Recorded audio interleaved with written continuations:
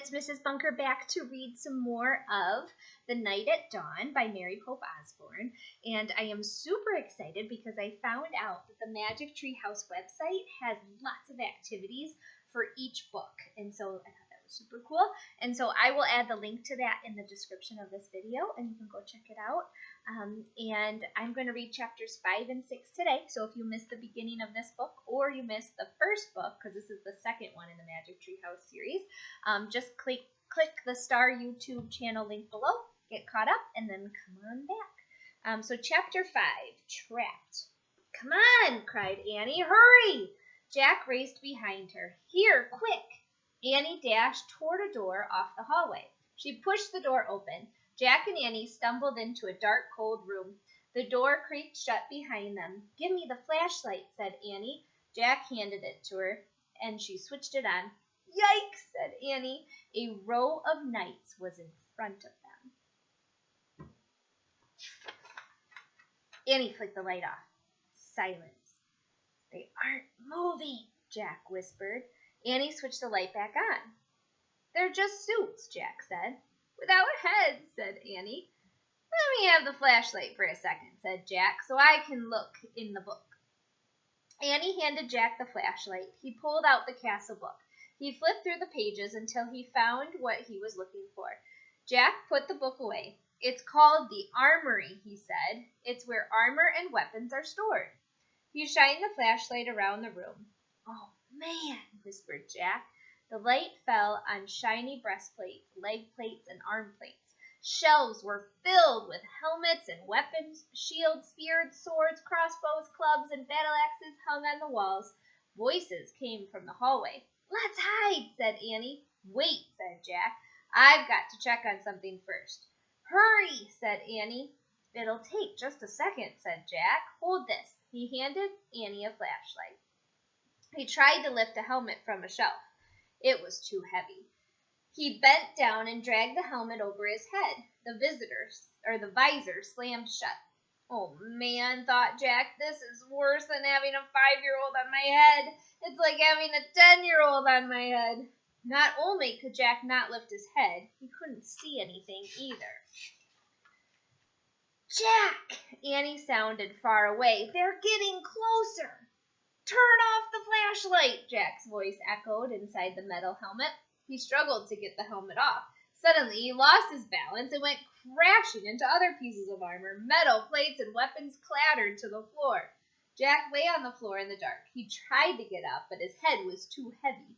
He heard deep voices. Someone grabbed him by the arm. The next thing he knew, his helmet was yanked off. He was staring into the fiery light of a torch. Chapter 6. Ta-da! In the torchlight, Jack saw 3 huge men standing over him. One with very squinty eyes held the torch. One with a very red face held Jack. And one with a very long mustache held on to Annie. Annie was kicking and yelling. "Stop," said the one with the very long mustache. "Who art thou?" said the one with the very red face. "Spies, foreigners, Egyptians, Romans, Persians," said the squinty-eyed one. "No, you dummy," said Annie. "Oh, brother," Jack muttered. "Arrest them," said Redface. "The dungeon," said Squinty Eyes.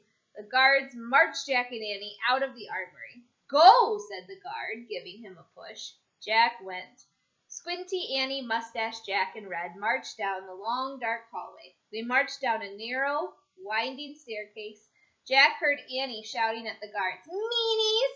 We didn't do anything!" The guards laughed. At the bottom of the stairs was a big iron door with a bar across it. Squinty lifted the bar. He shoved the door. It creaked open. Mustache and Red pushed Jack and Annie into a cold, clammy room. The fiery torch lit the dungeon. There were chains hanging from the filthy walls.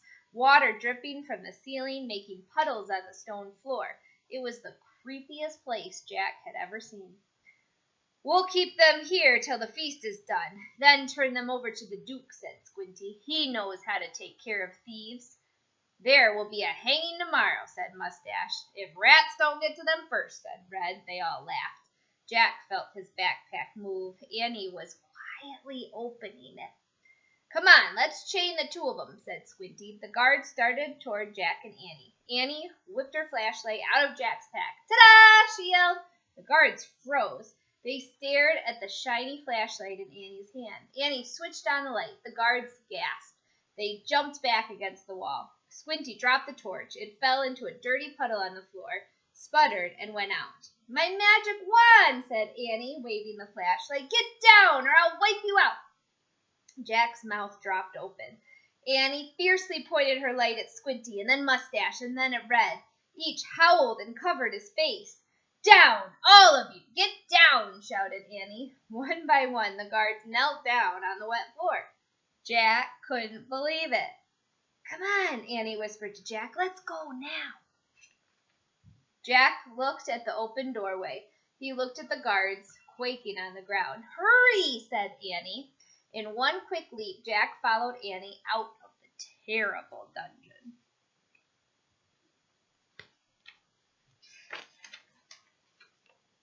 So I hope you enjoyed those 2 chapters. And like I said, there's some activities for each book. So make sure you check out the link. And I will see you soon for the next 2 chapters. Bye.